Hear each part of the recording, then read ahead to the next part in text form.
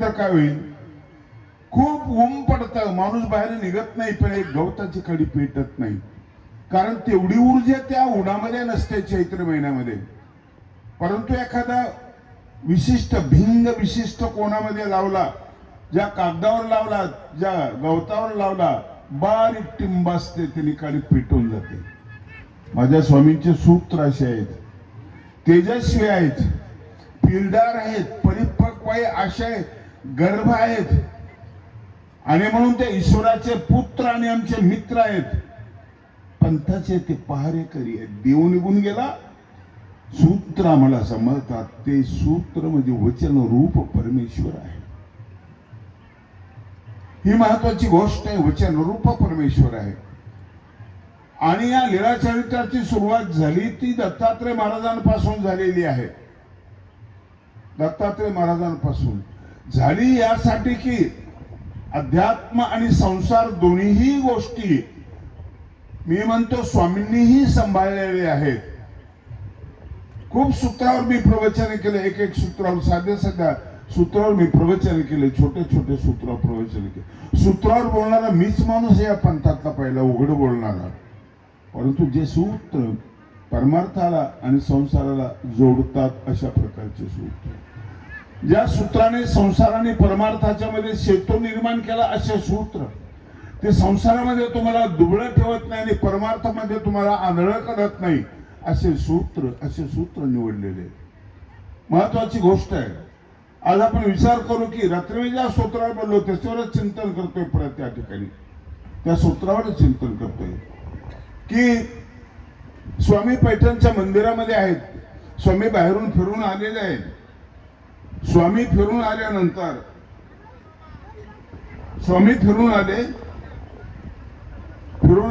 त्यांचे पाय धुळीने माखलेले होते. त्यांच्या पाय धुण्यात आले. ते धूळ बघितल्यानंतर ती दृष्टी कशी आहे, तुला कसं सुचलं असं स्वामींनी विचारलं. कसं सुचलं? बरोबर सुचलं. स्नेहाचा ठाई उचित स्फुरे. सूत्र सोपे, खूपदा वापरलेले मी, खूपदा वापरलेले आहे. आज आपण बघतो की समाजामध्ये अनुचिताचं स्फुरण जास्त आहे. स्वामी म्हणतात तुम्हाला उचित पाहिजे असेल तर स्नेह तुमच्यामध्ये ठेवा. तुम्हाला बगीचा पाहिजे असेल तर पाणी तुमच्याकडे असायला पाहिजे, आणि पाणी असेल बगीचा असेल तर तुम्हाला कर्म त्या ठिकाणी प्रसन्न वाटेल. त्या प्रसन्नतेला कारण ते पाणी आहे. अशा तुमच्या जीवनाच्या प्रसन्नतेला कारण तुमचं स्नेह आहे. उजाड वैदाड वाळवंटामध्ये एकही कण जिवंत नसतो, एकही तण जिवंत नसतो. तरीही तुम्हाला उदास वाटतं, वैराण वाटतं, भकास वाटतं, कारण कोणी जिवंत नाहीये. तुमच्या आजूबाजूचे माणसं जिवंत नाहीयेत, गरीब आहेत, खूप गरीब आहेत. त्यावेळेसही तुम्हाला तसं वाटतं, त्यावेळी तसं वाटतं. आणि म्हणून ही ऊर्जा जी आहे ना, ही स्नेहातून मिळते. घरात थोडी कुरबुर झाली ना, किंवा दरवाजा जर कोरडा पडला तर कुरकुर करायला लागतो. त्याला जर तेल टाकलं की तो शांत होतो, कुरकुर बंद होते. घरामध्ये पैशाची अडचण आली, तणतण होते, घराचे भांडे आपटायला लागतात, कपडे लवकर फाटायला लागतात. पण आपण त्यांना स्नेह दिलं आणि पैसा दिला की घर शांत होत असतं. तुमच्या बोलण्यामध्ये, तुमच्या चालण्यामध्ये हे उचित नाही आज म्हणून असं सगळं घडतंय, सगळं अनुचित घडतंय. माणसाची मन अशी स्फोटक बनलेली आहे. एक शब्द ऐकून घ्यायला तयार नाही माणूस, एक शब्द समजून घ्यायला तयार नाही माणूस. थोडं पुढं सरक का, अरे गाडी थोडीशी का, लगेच क्षणामध्ये बोली आणि गोळी सोबत सुरू झालेले अशा प्रकारचे वातावरण आहे. दोन देशांचं जमून राहिलं, संघर्ष एवढा पेटलेला आहे. दोन समाजाचं जमत नाहीये, कसं झालेलं आहे. दोन जातीचं वैर आहे, एक कसं निर्माण झालेलं आहे. आणखी संप्रदाय एकमेकाकडे बघत नाहीत. अरे जाऊ दे ना, याच्यामध्ये एक मानवता धर्म आहे, मानवता धर्म. आम्ही रस्त्याने चालला, समोर एक गाडी उभी राहिलेली आहे आणि गाडी समोरची पडलेली आहे, अपघात झालाय. आम्ही उठतो, गाडी उभी करतो, दरवाजा उघडतो आणि तिकडे निघून जातो, धावत जातो. तिथे गेल्यानंतर कळतं की हा मुसलमान आहे, हिंदू आहे, अमुक आहे, तमुक आहे. पण तुम्ही जे धावताना थोडा वेळ 15-20 फूट तुम्ही पळताना, त्यावेळेस तुमचा धर्म कोणता असतो सांगा. धर्मच नसतो डोक्यामध्ये तुमच्या, कुठलाच धर्म नसतो. एकच धर्म असतो, मानवता धर्म. एकच धर्म. आणि मानवता धर्म म्हणजे काय? ज्याला दयेचा अधिकार आहे खरा, तो एकची धर्म जगाला प्रेम अर्पावे, अशा प्रकारचा धर्म त्या ठिकाणी असतो. परवाच मी एक कविता लिहिलेली की आज अवस्था कशा प्रकारची बनलेली. माणसं तर खूप आहे, माणसं तर खूप आहेत, पण माणुसकी अशी वजा होत चाललेली आहे. आम्ही जिवंत आहो सांगा कसे म्हणावे, आम्ही जिवंत आहो सांगा कसे म्हणावे. हा प्रश्न आहे सगळ्या समाजाला. प्रमाणपत्र द्या, तुम्ही जिवंत आहात त्याचं प्रमाणपत्र द्या. मी श्वास घेतो, लोहाराचा भाताही श्वास घेतो, तो भाताही श्वास. मी घर बांधलं तुझ्या अगोदर, गवळणीने घर बांधलेलं आहे, सोडणीने घर बांधलेलं आहे. मी आभाळात उडतो, तुझ्या अगोदर घार उडायला लागली.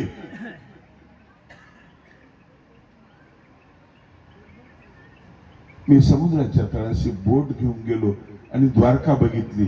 तुझ्या अगोदर मासोडे गेलीत ना.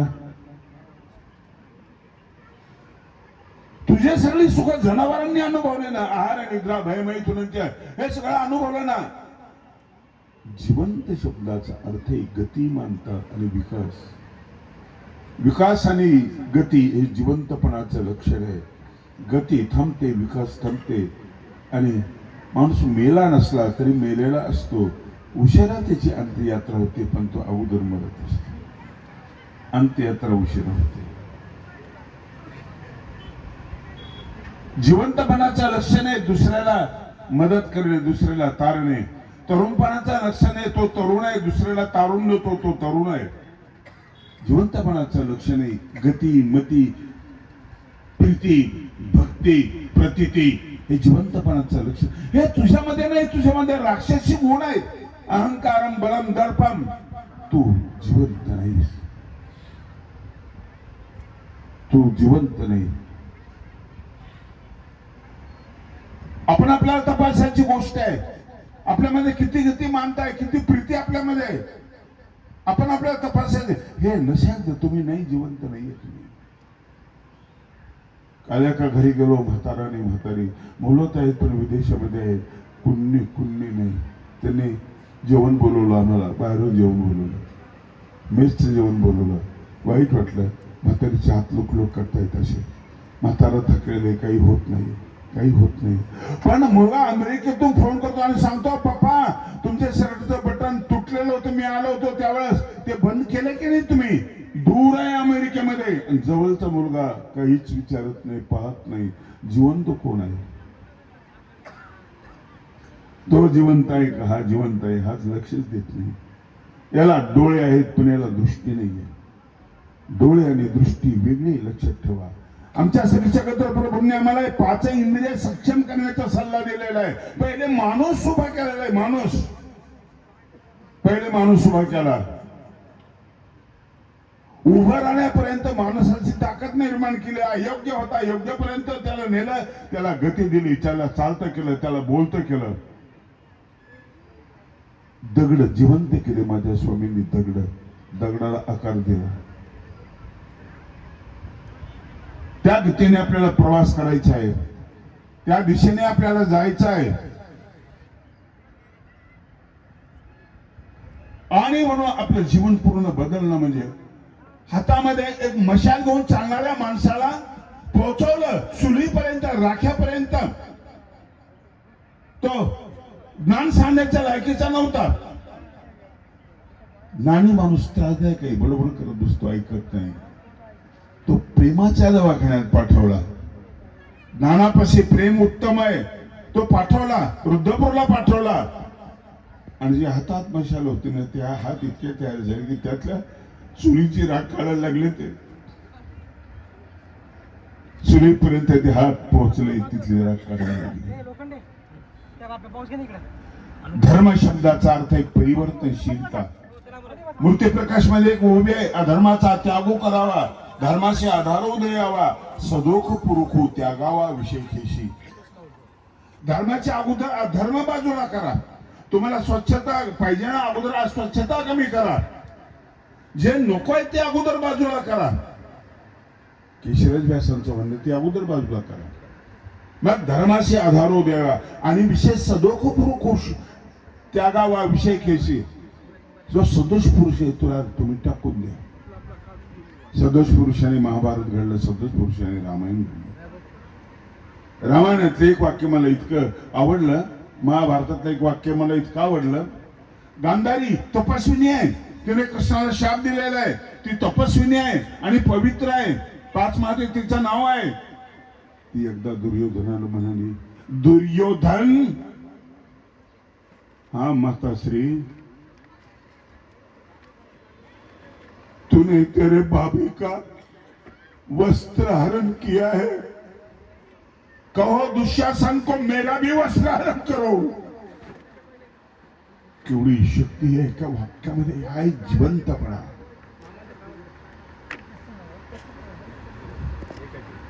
कशी साध्वी आहे ती, याची सगळी पात्र कळलेली नाहीत आम्हाला. आणि म्हणून भागवताच्या पलीकडचा कृष्ण, रामायणाच्या पलीकडचा राम आणि लीला चरित्रच्या पलीकडचे भगवान श्री चक्रधर स्वामी आम्हाला कळले पाहिजे. विद्वानांनी त्यांच्या पुरते उचललेले आहेत, समाज पुरुषांनी त्यांच्या पुरते उचललेले आहेत.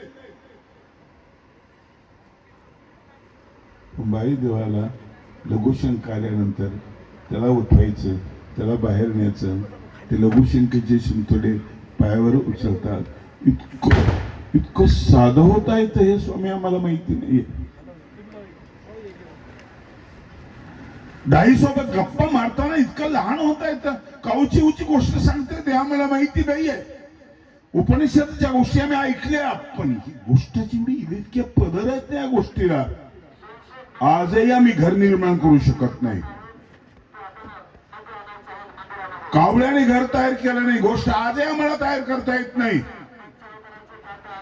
पाऊस आला आणि घर वाहून गेलं, आजही आमचं घर वाहून चाललंय. पावसानं वाहून चाललं नाहीये, व्यसनाने वाहून चाललंय, मोबाईलने वाहून चाललंय, चुकीच्या मार्गदर्शनाने घर वाहून चाललंय. तुम्हाला वाटतं माझं घर स्थिर आहे, नाही, घर पण स्थिर नाहीये. तुमचं बांधकाम स्थिर आहे. माणसं माणसात नाहीत. 80-90 लोकांची संख्या मी एका घरात बघितली, कशी मावत होती ही माणसं. आणि या गर्दीतून तेजस्वी पुरुष निघाले, लेखक निघाले, मोठमोठे संत जन्माला आले आणि बंगल्यामध्ये मावत नाही. ही खोली तिची, ती खोली त्याची. एक मुलगा इकडं, एक मुलगा तिकडं, आई बाप वेगळेच, घर वाहून गेले का नाही तुमचं. एवढ्याशा गोष्टीमध्ये एवढी ताकद आहे, एवढीशा गोष्टी ताकद आहे. मेणाचा जर असतं आणि पावसाळा उन्हाळा जर असता ते वितळून गेलं असतं. स्वामी याच्यातून घर पण सांगतायत. एक एकला बारकाईने समजून घ्या तुम्ही, घर पण सांगतायत. चिडू दे तिला, कावळ्या कावळ्या कानुकी डोळा, तू चकनायस, तो कानायस, तू इंजिनियर आणि तुला करता येत नाही. आजही तीच अवस्था आहे. घर बांधता बंगला आत्महत्या करतात. तिथं तुम्ही करत नसले तर मुलं आत्महत्या करतात, बाई आत्महत्या करते. वाहून गेलं ना घर, घर वाहून गेलं. शांतीच नाही. आणि एखादी झोपडी अशी असते की तिथं शांती आणि समाधानी असते, कारण तिथं प्रेम असतं, प्रेम. संतांची गावी प्रेमाचा सुकाळ, संतांची गावी प्रेमाचा सुकाळ. नाही तळमळ दुःखलेश, नाही तळमळ दुःखलेश. संतांची गावी प्रेमाचा सुकाळ, प्रेमाचा सुकाळ, प्रेमाचा सुकाळ. संत म्हणजे काय हो? स्वामी महात्मे हो म्हणाले. कोणाला म्हणाले? तुम्हाला, सशाला. महात्मे हो, आता जा. किती गोड भाषा हो. ती होण्याची शक्यता तुमच्यात आहे म्हणून तुम्हाला मोठेपण दिलं. मोठेपण मिळावं आम्हाला वाटतं की नाही, आमचं नाव घ्यायला पाहिजे भाषणामध्ये. पेपरला नाव आलं पाहिजे, पत्रिकेत नाव आलं पाहिजे, खाली वर आलं पाहिजे. स्वामींनी अगोदरच तुम्हाला खुश केलं.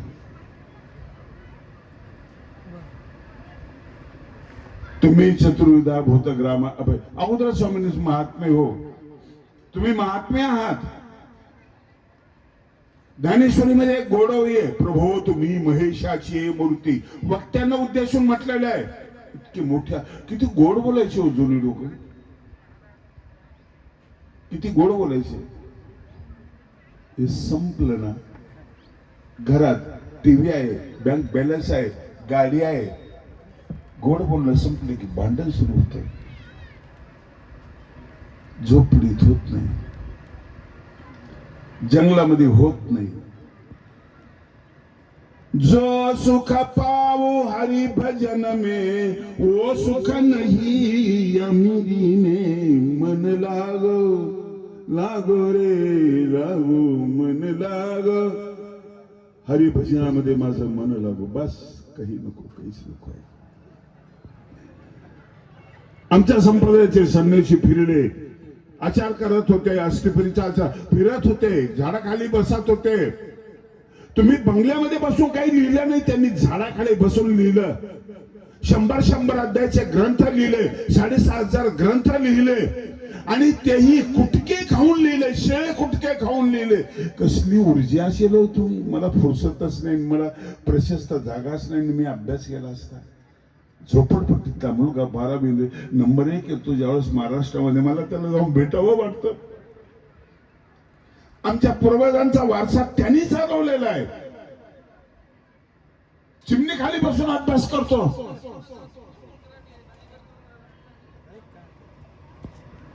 तो भारून नावाचा मुलगा कलेक्टर झालेला आहे.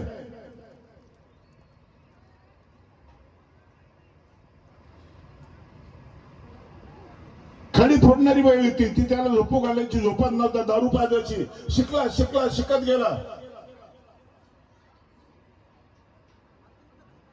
आमची परंपरा आजही तुम्हाला पोषक आहे. तुम्ही नाजूक बनलेले आहात, कमजोर बनलेले आहात. स्वयंदास्य तपस्विनाम हे सूत्र तुम्हाला मजबूत बनवतं. तुमचं काम तुम्ही करा. मध्य प्रदेशची यूपीची माणसं बोलत कामाला तुम्हाला झालंय काय. अरे हा महाराष्ट्र महंत राष्ट्र आहे, शक्तिशाली राष्ट्र आहे, किल्ले बांधणारा राष्ट्र आहे, लढणारा राष्ट्र आहे. आमच्या घोड्यावर बसून कच्च्या कणीस यादा चोळायचं, खायचं, घोड्यावर झोप घेणारा, रात्रभर घोड्यावर प्रवास करणारा इतका कमजोर कसा बनला. मुंबईला भैया लोक आहेत दूध काढायला. शरद पवार म्हणाले भैया लोकांना आकलून देऊ नका, तुमचं दूध कोण काढायला. शरीरात धमक होती, नंतर मनगटात धमक होती, आता आमच्या बोटातही धमक राहिलेली नाही. आम्हाला कळ लागते. मुलगा पाहताना जिमी नाही का आहे ना, तुझी पोरगी जाईल की शेतात कामाला. नाही, कामाला नाही जाणार ती.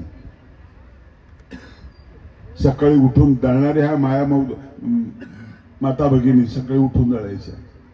द्रौपदीच्या साठी धावत आले जग जेठी, वस्त्र पुरविले शतकोटी गोविंद गोविंद.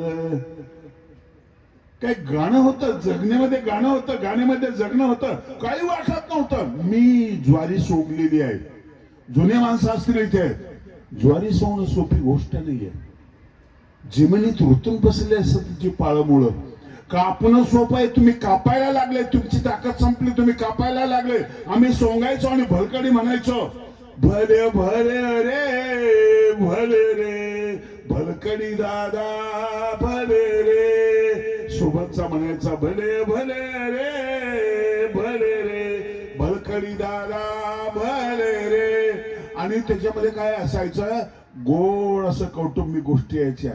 ताई येणार येणार, भाऊ बिजेला येणार. हा म्हणायचा भले भले रे, बरं रे बरं रे, चांगलं रे, त्याची भेट होईल रे, भले भले रे भलकडी. हे गाणं संपलं, संगीत संपलं तुमच्यातलं.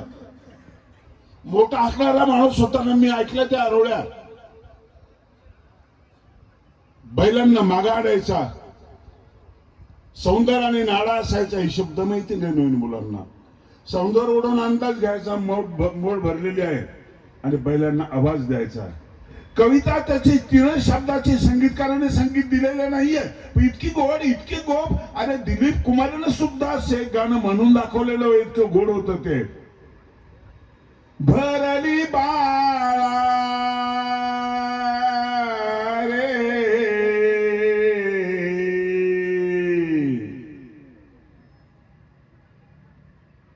बाळा म्हणजे बैला. किती गोड बोलायचं माणूस. चाल माझ्या राजा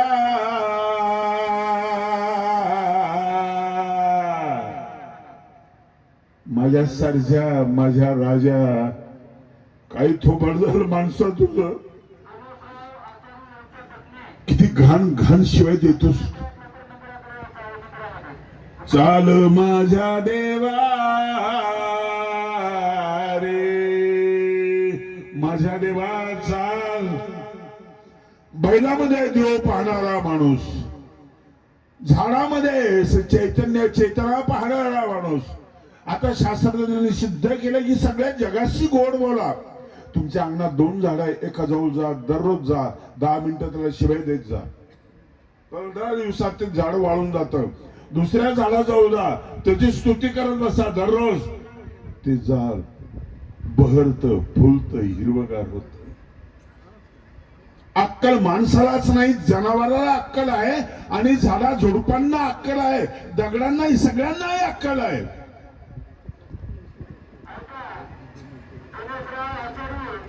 तुमची प्रेमशक्ती, तुमची ज्ञानशक्ती आणि तुमची विवेक शक्ती. मायपाडा खरा. थोडं राहिलं, मी थोडं बोलून संपवणार आहे. गणेशनेच मला बोलवलेले कार्यक्रमाला. 3 शक्तीची गरज आहे आणि या शक्ती आम्हाला दिलेल्या आहे दत्तात्रय महाराज आणि श्री चक्रधर स्वामींनी. विवेक शक्ती, प्रेमशक्ती आणि ज्ञानशक्ती तुमच्या घरामध्ये पाहिजेत. विवेक मध्ये कधी काय करायचं हे कळणं महत्वाचं आहे. आणि ज्ञानशक्ती म्हणजे लांब दिसायला पाहिजे आम्हाला. लोक आवडतं मला जमत भाई, कारण माझा जीवनाचा अनुभव आहे. मला थोडीशी कुरबुर झालेली मला सहन होत नाही. मला माझा आत्मविश्वास आहे, मी बोलतो ते कसं बोलतो.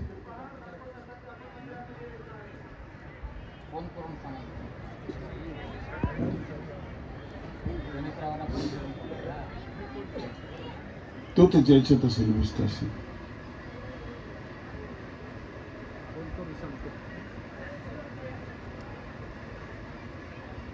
स्नेहाचा ठाई उचितच पुढे. उचित म्हणजे चांगलं. कुठं स्नेहाचा ठाई. तुमच्यामध्ये स्नेह असतं त्यावेळेस तुम्हाला शिवी देता येत नाही, लक्षात ठेवा. का देता येत नाही? कमजोरी तुमची. स्नेह वाईट बोलू देत नाही, स्नेह मारू देत नाही, नाही मारू देत. स्नेह चावू देत नाही. मांजर उंदराला चावते, तुकडे करते, पण तिच्या बाळाला पकडून दुसऱ्या घरी नेते ना, दात तेच असतात. पण उंदराला चावते त्यावेळेस ते शस्त्र होतात आणि आपल्या बाळाला नेते त्यावेळेस ते पाळणं होत असतात, लक्षात ठेवा. स्वामींनी स्नेह वाटलेला आहे, स्नेह. आणि या स्नेहाचं वर्णन अन्य संप्रदायामध्ये केलेले, ज्ञानेश्वरीमध्ये आलेले. पुढा स्नेह पाझरे, मागा चालती अक्षरे, शब्द पाठी अवतरे, कृपा आधी.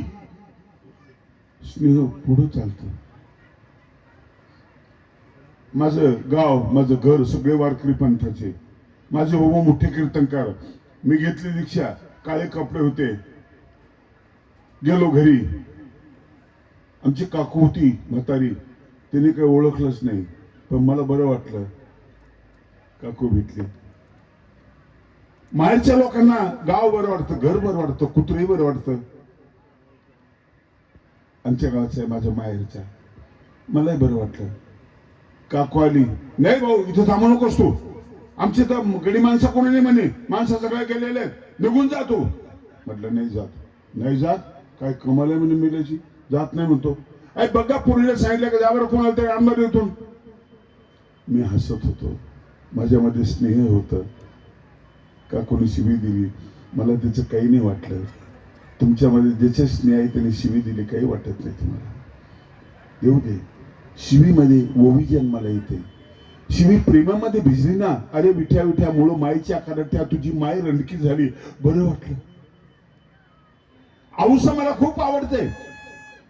स्वामींना धमकी देणारी तीच काय. अहो भांडण पाहिजे हो जीवनामध्ये. गोड भांडण नसेल तर काय खरंय.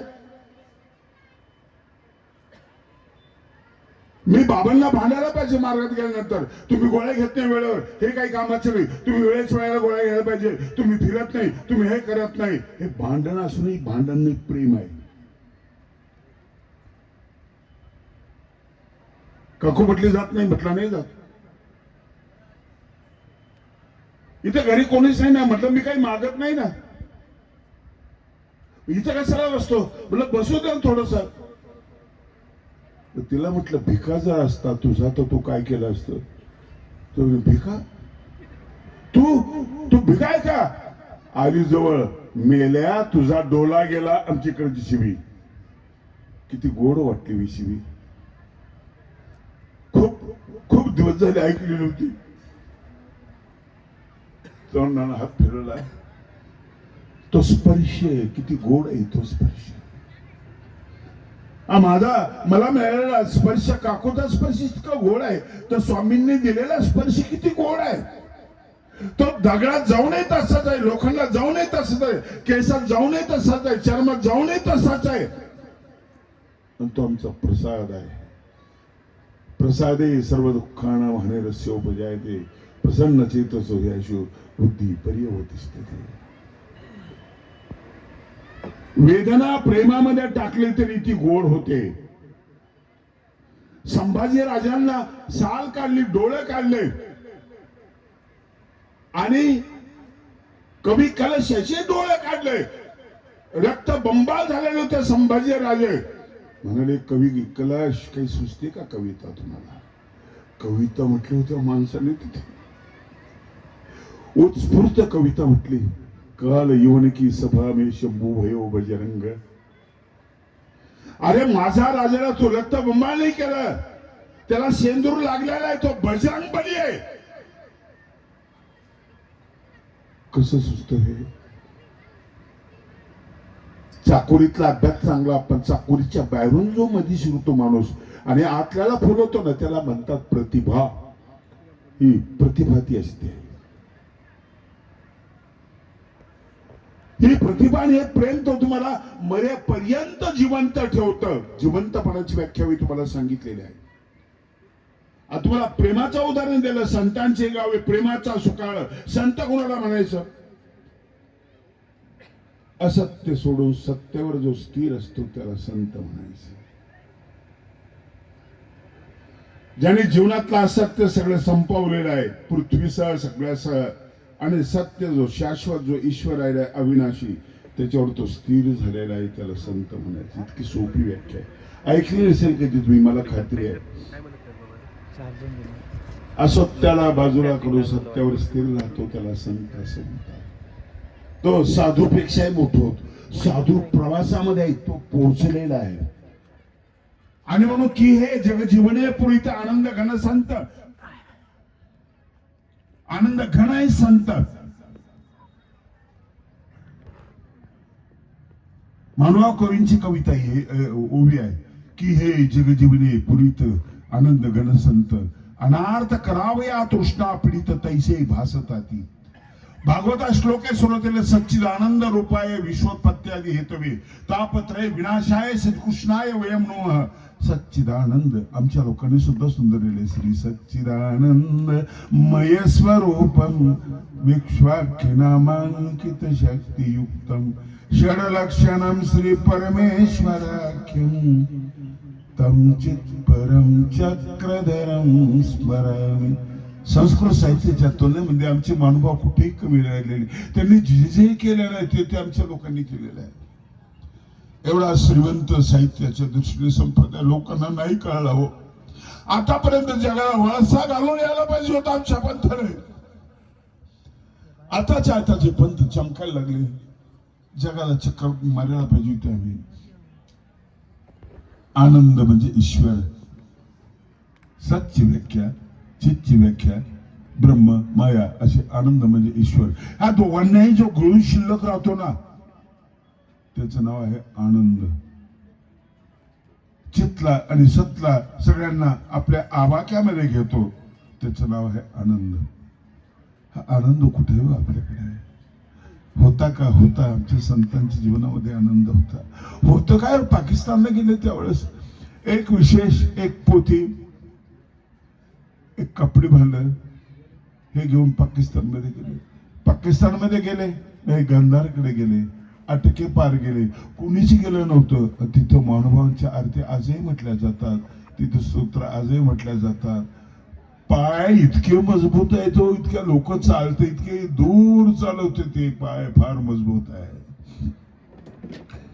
आम्ही गाड्या घेऊन आम्ही ते कमजोर केलेले आहेत. प्रेम सगळ्यात महत्वाची गोष्ट आहे. प्रेम सगळ्यात महत्वाची. जनावर का रतन टाटा वारले, त्यांचं कुत्र होतं गोवा नावाचं आणि त्यांना पुरस्कार मिळाला, ऑस्कर पुरस्कार. त्यांना बोलवलं, फोन आलं, तुम्ही निघा या. ते खाली उतरले, जिन्याहून खाली उतरले, बघितलं कुत्र बिमार होतं आणि त्यांनी फोन लावला. म्हटलं मी येऊ शकत नाही. का? म्हटलं माझं कुत्र बिमार आहे, मी येऊ शकत नाही. खड्ड्यात घाल तुझा पुरस्कार. धर्मराजा म्हटला स्वर्गाच्या द्वाराजवळ गेल्यानंतर ते लोक म्हटले तुला प्रवेश आहे, या कुत्र्याला प्रवेश नाही. जाऊ दे म्हणे, तुझा स्वर्ग मला लागत नाही.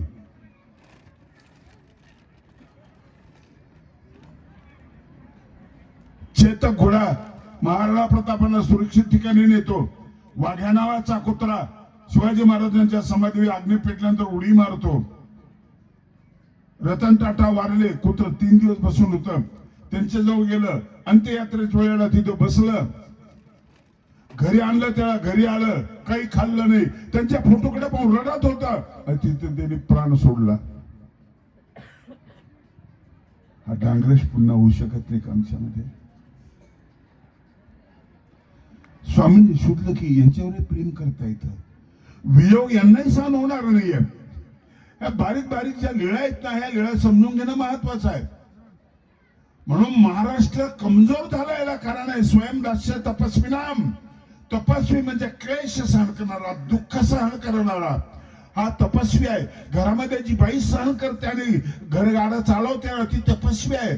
जो पुरुष सहन करतो ना, क्लेश सहन करतो, बोलणं सहन करतो, पण घर राखतो आणि सांभाळतो, तो तपस्वी आहे. कष्ट करणारा तपस्वी आहे, लक्षात ठेवा. जंगलात जाऊन उलट टांगून घेणारा, आगीमध्ये बसणारा हा तपस्वी नाही आहे. सहन करण्यासाठी काय लागतं तुम्हाला? प्रेम लागतं तुमच्यामध्ये.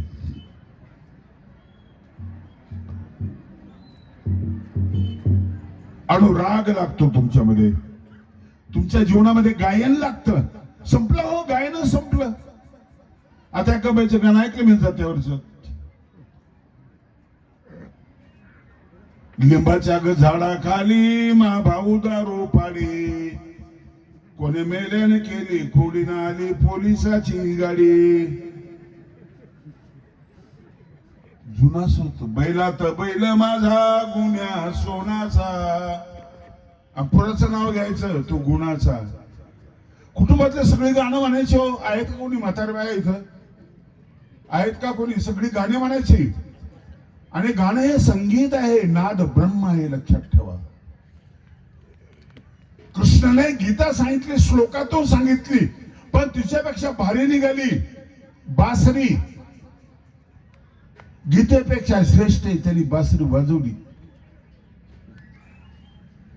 गीतेपेक्षा श्रेष्ठ. सगळं तुम्ही विसरून जातात. मुरली मधुरा किती वाजे कन्हैया, बजाव बजाव मुरली, मुरली मधुरा किती वाजे कन्हैया. गवळण म्हणते, खूप छान मुरली वाजतोस, वाजव वाजव. तिचं नुकसान काय झाली तिला कळतच नाही. तुझ्या मुरलीच्या नादान विसरले मी देह भान, घर सोडून धरले मी रान कन्हैया. तुझं भानच नाही तिला. दूध होतं गेलं, पोट तिकडे गेलं, कुत्रे घरामध्ये घुसले, पण मुरलीच्या नादानं घर सोडून धराले मी रान कन्हैया. तरी बजाव बजाव मुरली, जाऊ दे चुल्या सगळं, मला तुझी बासरी ऐकायचंय. तुझ्या मुरलीचा तो ध्वनी, तुझ्या मुरलीचा ध्वनी जो आहे ना माझ्या अंतःकरणामध्ये बसलेला आहे. राधाचं बासरीचं भांडण झालं एकदा. राधाला वाईट वाटायला लागलंच ना, ही कुठून आली माझी सवत आणि ओठाजवळ जाऊन बसते, मिली कुठली. पण राधेने विचारलं काय आहे ग तुझ्यामध्ये असं, तो तुला असं जवळ धरतो. मी तुझ्यापेक्षा सुंदर आहे, मी चांगली आहे, सगळं चांगलं आहे, माझं लहानपणापासून प्रेम बी आहे, पण तू तुला जितक्या जवळ का घेतो, जितक्या जवळ मला घेत नाही. बासरी मिठी जर हातात घेऊन बघ ना, हातात घेतलं काय करू सांग, बघ आरपार बघ. तिने डोळ्याला लावले असं आरपार बघितलं. बासरी मिठी काही दिसलं तुला तिच्यामध्ये? म्हणजे काहीच दिसलेलं नाहीये, कुठली गाठ बीट काही नाही म्हणे. पोक्कळ आहे, सगळं पोक्कळ आहे म्हणजे. तिची येळ झालं त्याला काय झालं कुणास, पोक्कळ आहे. बासरी म्हणजे गाठ नाही कुठली, म्हणजे कुठलीच गाठ नाही. ज्याच्यामध्ये गाठ नाही त्यालाच तो जवळ घेतो म्हणे. भेद्यते हृदय ग्रंथी छिद्यंते सर्व संशया नश्यंती सर्व कर्माणी तस्मिन दृष्टी परावरे. इतका माणूस बिघडला, इतका गाठी तयार झाल्या, इतका गाठी तयार झाल्या ना, याला माणूस कसं म्हणावं. म्हणून मी प्रमाण मागतोय तुम्हाला. आम्ही जिवंत आहो सांगा कसे म्हणावे, मन हे रिकामे आहे त्यातून काय द्यावे. मन रिकाम झालेलं आहे, काहीच नाही आमच्या मनामध्ये, प्रेम नाही आमच्या मनामध्ये, ज्ञान आमच्या मनामध्ये. माणूस युक्त कधी असतो, ज्ञान आणि प्रेम हे जर असलं तर माणूस युक्त असतो. दोन्ही गोष्टी माझ्यामध्ये नाही. रिकाम भण घालण्यासाठी अंबाळ्याच्या देवाला आम्ही येतो. आम्ही हा रोट उपहार करतोय. मन आमचं रिकाम आहे, पोकळ आहे, ते भरून घेण्यासाठी, सशक्त होण्यासाठी आम्ही या ठिकाणी मिळतो. आणि असं जर झालं ना, तुमच्यात प्रेम जर भरलं ना, तर मरण तुमचं वाकडं करू शकत नाही. सगळ्यात भीती मरणाची की नाही तुम्हाला, सगळ्यात भीती तेच लागली, नीट होईल, फोडाला नीट होईल, डोकं दुखतं नीट होईल, भीत नाही. पण मरण आल्याची भीती वाटते. डॉक्टर सांगतो ना त्यांचं काही खरं नाही, आमचे उपचार संपले, ती खरी महत्वाची भीती आहे. याचं कारण, भीती असण्याचं कारण उद्या संपतो. तुम्ही जगताय ना ते उद्यासाठी जगताय. स्वप्न तुमच्या उद्यावर आहे. मुलाला शिकवायचंय, मुलीचं लग्न करायचं, विहीर पाडायच्या मुखे, आणि या सगळा उद्या संपून जातो, चक्काचूर होतं, म्हणून तुम्ही घाबरता. परीक्षिती घाबरला नाही. शेवटची कथा तुम्ही ऐकलेली असेल भागवतातली, तो घाबरला नाही.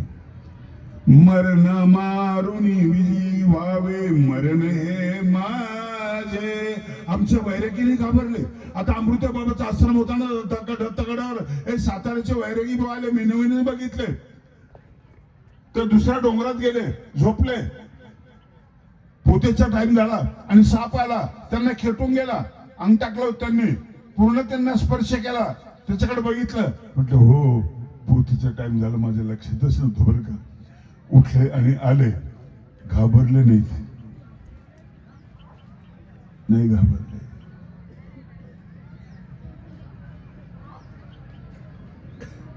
मृत्यूची भीती असते, पण मृत्यूची भीती परीक्षितीला नव्हती. साप येणार त्याला माहित होतं, तक्षक येणार त्याला माहिती होतं, कथा ऐकली पूर्ण माहिती होतं. एवढं टेन्शन ऐकून तो कथा ऐकत होता. थोडासा तिकडचा आवाज आला की माझे टेन्शन वाढत होतं, तुमचंही वाढत होतं. कथा ऐकताना कशी आहे की तुला मरायचंय. 2 दिवस झाले, 3 दिवस झाले, सांग ना कथा. 4 दिवस झाले, आता कृष्णाची कथा सांग. 5 दिवस झाले, आता पंडोराजीची कथा सांग. 6 दिवस झाले. कसा ऐकतो सगळा माणूस. तुम्ही जेवायला बसले आणि बाहेरून एखाद्या माणसाने तुम्हाला दाखवलं हातात चाकू की बाहेर ये, मग तुला दाखवतो, तुम्हाला घास गिळेल का? गिळेल घास? रात्री मी एका खोलीमध्ये झोपायला खोलीमध्ये होतो. झोपलो. माणसांसाठी निवांत झोपा, आरामशीर, येशे सगळे. फक्त इथे एक म्हातारी येत असते म्हणे, आणि ती म्हातारी आली की तुम्ही काही बोल नका, ती काही करत नाही. म्हणजे म्हातारी म्हणजे कोण? भूत आहे म्हणे, ते येत ते, पण ते काही करत नाही म्हणे. मला झोप येईल का? सगळे भीतीने ग्रसलेले, तुमचं खाणं पिणं सगळं सगळं त्याच्यावर अवलंबून आहे. स्वस्ते चित्ते बुद्धय संभवंती, भीतीने सगळं निर्माण होत नाही. आणि परीक्षितीची भीती निघून गेली. फक्त एक कृष्ण, एक कृष्ण. इतना तो करना स्वामी, जब प्राण तन से निकले. श्री गंगा जी का तट हो, यमुना का बंसी पट हो, मेरा सावरा निकट हो, जब प्राण तन से निकले. पीतांबरी कसी हो, छवि मन में वो वसी हो. या सगळ्या वस्तू दिसलेला माझं बळ वाढतं रे कृष्ण. स्नेहाचं अधिष्ठान मिळतं, मरणाची नाही भीती. पीतांबरी कसी हो, छवि मन में वो वसी हो, ओठों पे कुछ हंसी हो, जब प्राण तन से निकले.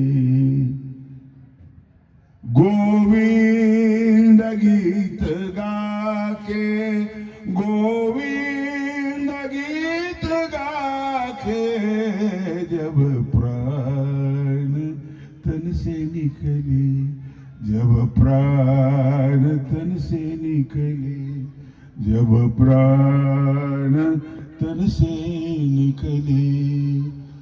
श्री दत्तात्रय महाराज की जय. अंबाळीचे बाबा की.